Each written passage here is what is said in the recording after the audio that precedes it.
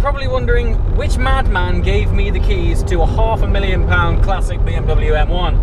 And I'm thinking exactly the same thing, but fortunately, a friend of mine who's big into collecting rare and fabulous cars has been extremely kind and let me borrow this car. Now, before I get into fully introducing this car, have you ever wondered why the BMW 1M, the 2009 BMW 1M, was ever called the 1M, but it wasn't called the M1, like every other M series car that BMW has ever made? Well, it's because of this car. This is the BMW M1.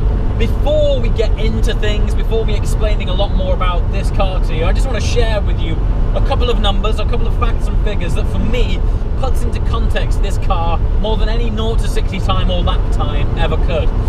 And that is 457 and 500,000. Now, I'm sure you can see where I'm going, but let's start with 457. And that was the production quantity of the BMW M1. The reason for its small production number was that back in the 70s, BMW wanted to get into GT racing. They wanted to compete in the World Championships. And in order to qualify at that time, the cars that were entering had to be road cars. And to class a car as a road car, it needed to be homologated. And so the production numbers, oh, it sounds lovely. The production numbers for this car were capped out. They were capped at 399 road cars, and the extra were made into race cars in a series that eventually became known as the Pro Car series, but we'll get round to that shortly. So, as a result, only 399 road cars were built of the M1, and that's where that 500,000 comes in, because 30 years later, the BMW M1 is now trading hands for £500,000. Yeah, this BMW could easily be sold for 500 grand, which is amazing. I mean, when we associate, expensive numbers with BMWs these days, they're nowhere near that figure. So yeah, I'm currently driving a £500,000 BMW, and it's from the 70s. Now, what was strange about this car was BMW at that time actually approached Lamborghini to develop this car. They were involved in racing at that time, and BM thought that they would be a suitable partner to help them to design the car and develop it for a racing series.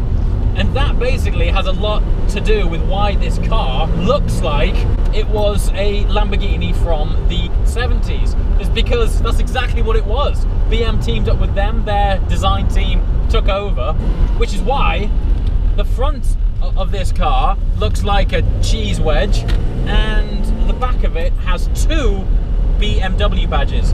I've never seen a road car with 2 logo badges on it. The reason for that was it had so much Lamborghini design emphasis in it that when it was on the road, when you were being overtaken by this car, BMW didn't want you to think that you were being overtaken by a Lambo.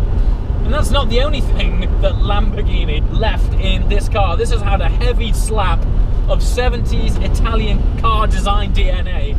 And they filled the footwell with, I would say, 70% wheel arch. And as a result, you've got that sort of offset driving position of Italian sports cars from the 70s. So let's get into what this car really is. Well, up until the BMW i8, this was the only ever mid-rear engine car that BMW ever made, which in itself makes it a very significant car.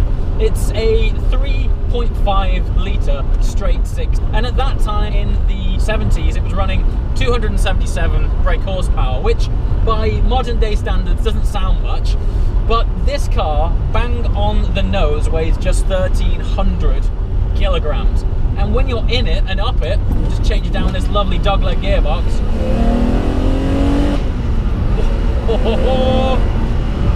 And it's light on its toes. Of course, in this era, there was no power steering. Not from these cars, anyway. And it's lovely. It dances and it flows. And it feels like a proper car. If you think about Italian sports cars of the 70s, the last thing you think about is a good driving experience. And that's essentially what this is. While it has a BMW engine in it, it was still given to Lamborghini. Halfway through that development stage, unfortunately, the rules in the World Championships that BMW were looking to enter completely changed, and also Lamborghini went bankrupt. So this car from day one hasn't had much of a successful history just getting this thing off the ground. So what BM were left with was a cool looking car with a great engine, but no series to race in and no partner to back it up. Left with all these cars, BM were like, what are we gonna do now? How can we possibly justify this program, justify these cars? And so they made up an entirely new race series just for this car called Pro Car. And things broke loose. Things went absolutely ape. They ended up turbocharging this car, which, as I just mentioned, is conventionally only 277 horsepower, and they ended up running 850 horsepower. I mean, don't forget, the road car weighs 1,300 kilograms, the race car even less. I implore you to go, after this video, YouTube search for BMW M1 Pro Car and just listen to those things. They are absolutely savage. The overrun is just firing flames out all day long, and as a series it used to follow the Formula 1 circuit as its support race, and they were absolutely fantastic. So what went from a sort of rocky start got off the road quite literally an explosive engine that made these cars super cool and also very desirable. Now, what is interesting is at that time in the 70s, the other cars that this was competing with was the Porsche 930 Turbo, the Ferrari 512 BB, and at that time a Ferrari was around £20,000, which in 70s money was a lot of money. The M1 was pushing out 35 grand for a BMW in the 70s. So it was niche from day one. There was no chance your average Joe was ever going to get hold of one of these cars. And that's part of the reason now that the M1 is worth £500,000. In fact, there was an example a few years ago. Only 3 of these cars were ever made in silver. One of them was commissioned by F1 mogul Bernie Ecclestone. That car recently sold for £600,000. Yeah. Now, some of the favourite features of mine on this car are, of course, the pop-up headlights. But with it first and foremost being a race car, it has twin entry fuel caps, which, okay, that's available on self-respecting sports cars, but these are housed behind their own little glass doors. I've never seen a design feature like it on any car. They have their own little glass boxes their fuel caps are in, and they're hidden behind them.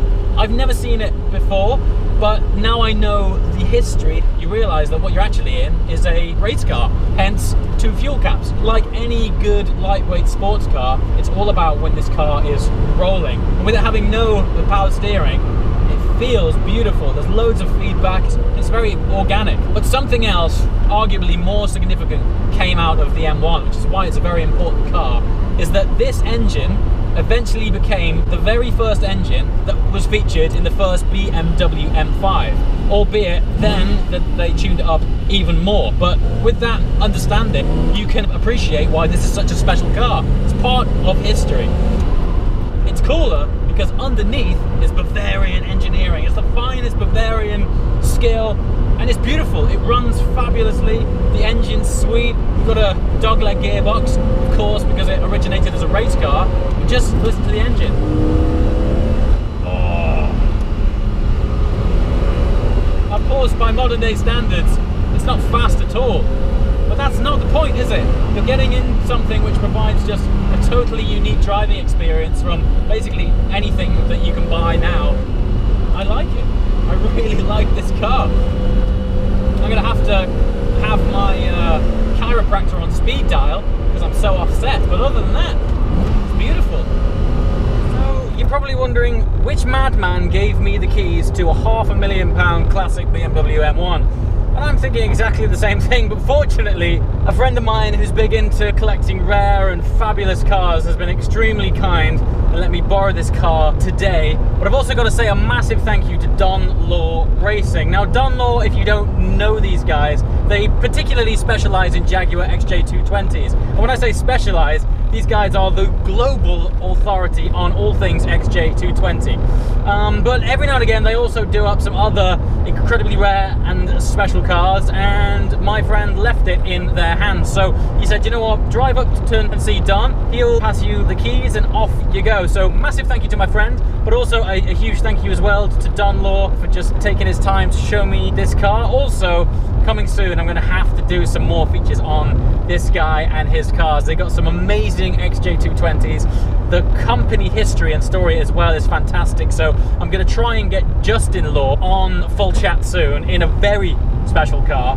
I guarantee it is one of one, the only car in the world of this kind, which will be coming soon. But other than that, I look forward to sharing more adventures. And as always, if you like what you've seen, please hit the subscribe button, and I'll see you next time. Thanks for watching, guys. Ciao.